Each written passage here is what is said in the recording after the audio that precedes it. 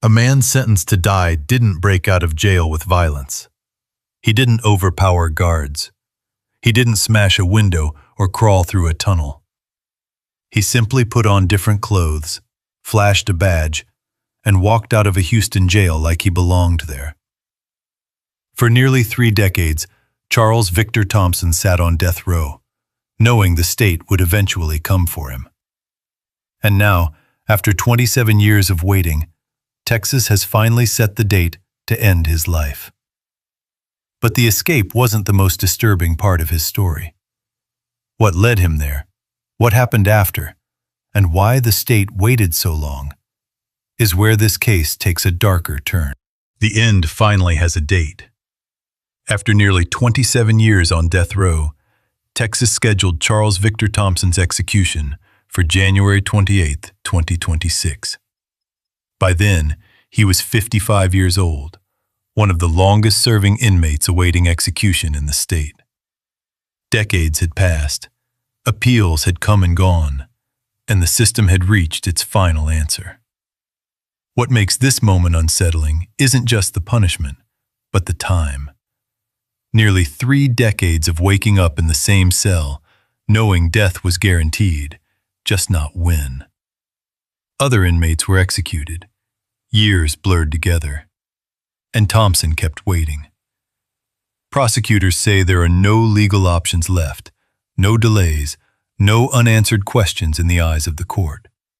The paperwork is signed, the protocol is in motion, and the Huntsville unit is preparing. But to understand how this man ended up waiting so long for death, you have to go back to a relationship that was already falling apart. Long before anyone was killed, long before courtrooms and death warrants, there was a relationship that never seemed to stay broken. Charles Thompson and Denise Heaslip were stuck in a cycle that people close to them recognized immediately. Together, then separated, then pulled back into each other again. Arguments cooled off, then reignited. Nothing ever truly ended. It just paused. But when Denise finally decided she was done for good, everything shifted. She started seeing someone new, a man named Darren Kane. And for Thompson, that wasn't just rejection. It was replacement. Control slipping away.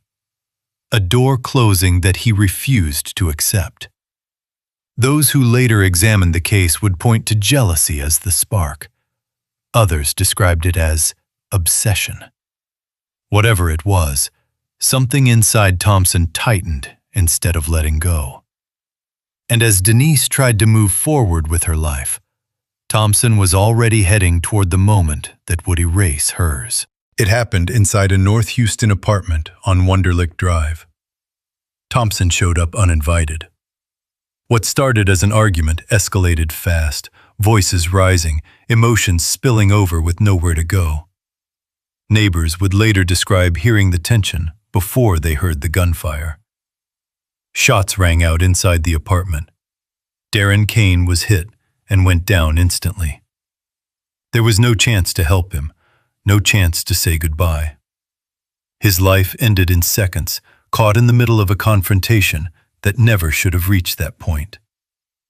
Denise Heaslip was still alive when responders arrived. She was rushed to the hospital, clinging to life as doctors worked around the clock. For 7 days, her family waited, hoping for something to change. It never did. A week after the shooting, Denise passed away from her injuries. 2 lives were gone. 2 families were left with nothing but questions and grief.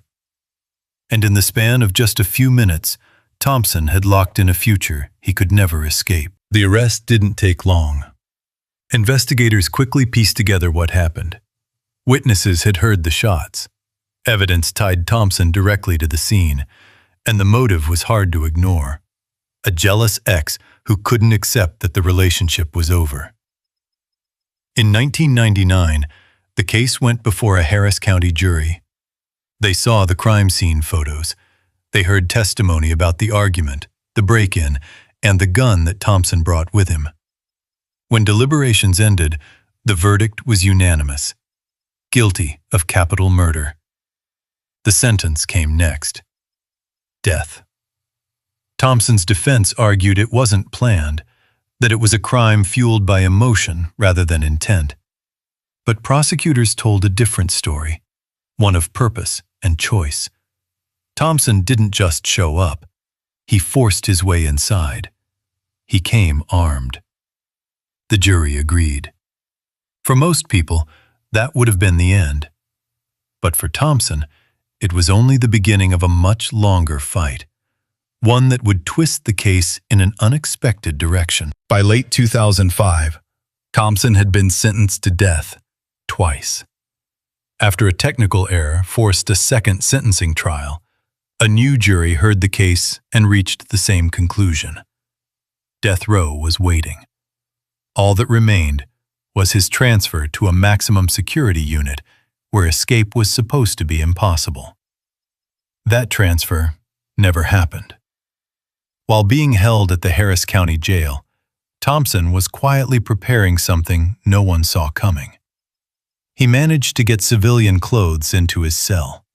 He had a fake ID badge, and he waited for the right moment.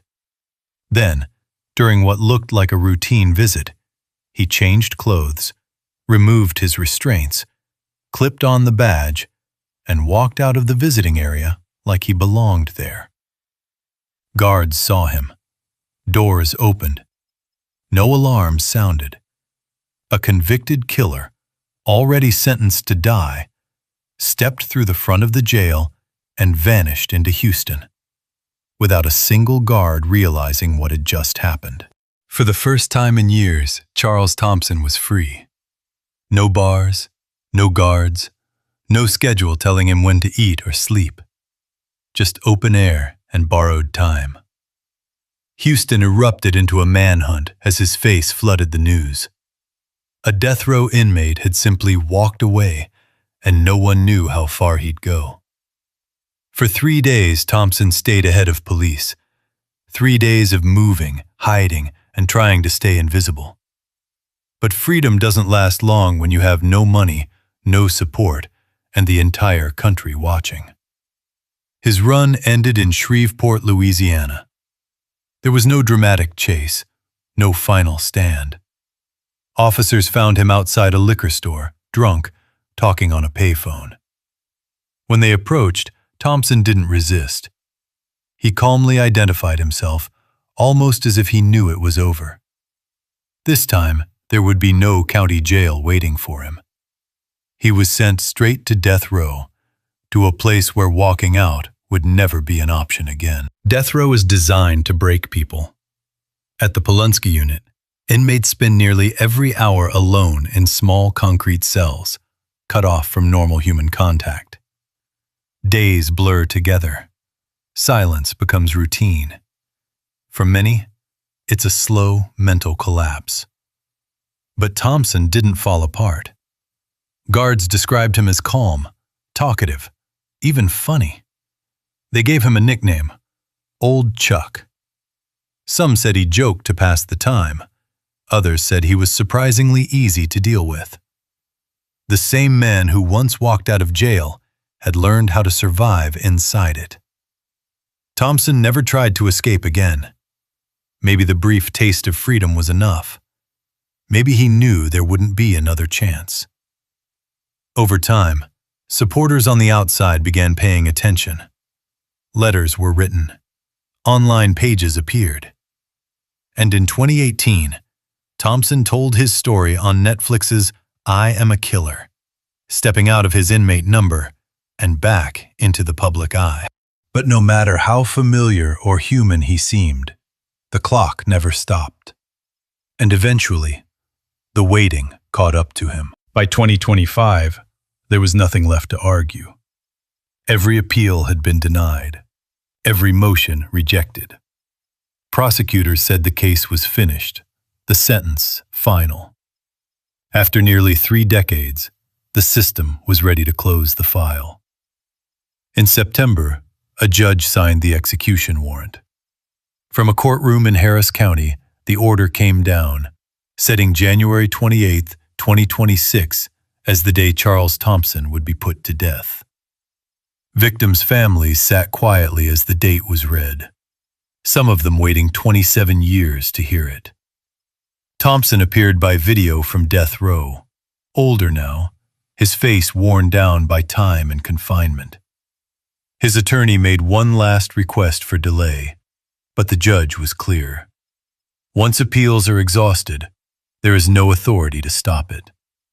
Clemency is the only option left, a request for mercy that rarely succeeds in Texas. And as that final hope fades, the machinery of execution begins moving again.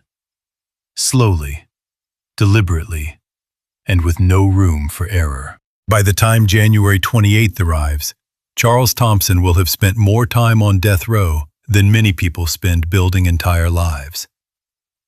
2 people lost everything in that apartment in 1998. Their stories ended in violence, without warning, without fairness. Their families have carried that weight for nearly 3 decades, waiting for the moment the state promised would bring justice. Thompson lived on. He aged in a concrete cell. He escaped once, tasted freedom, then returned. He joked with guards, appeared on television, and watched years pass from behind steel doors. By the time his execution date was set, he barely resembled the man who pulled the trigger. So what does justice look like after 27 years? Is it closure for the families who never stopped grieving? Is it accountability, no matter how long it takes? Or is it something more complicated?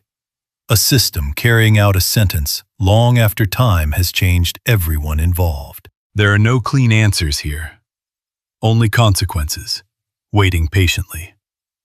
And when the lights come on in the death chamber that night, this story won't end with clarity. It will end with a question that lingers long after the final moment.